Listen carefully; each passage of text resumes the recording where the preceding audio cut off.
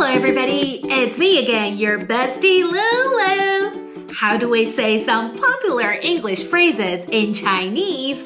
Linnet Chinese is here for you.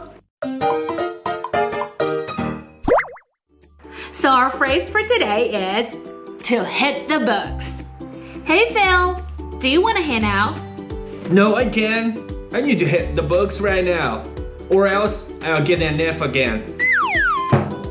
Does that conversation sound familiar to you?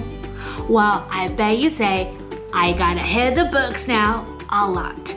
Do you want to know how do we Chinese say this? I'm sure you do. Well, to hit the books in Chinese is to 啃书. 啃书 literally means to bite the books. You know, bite the books. Because 啃 in Chinese is to bite.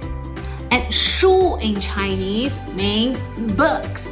So 啃书 literal translation is to bite the books. Now let's look at how do we pronounce these two words. First one, 啃. To pronounce 啃 is like to pronounce Barbie's boyfriend, Ken, but lower. So Ken became 啃. Another word, 书. To pronounce 书 is more like pronouncing this name, Sue, but you gotta curl up the tip of your tongue. So Sue became 书. 啃书.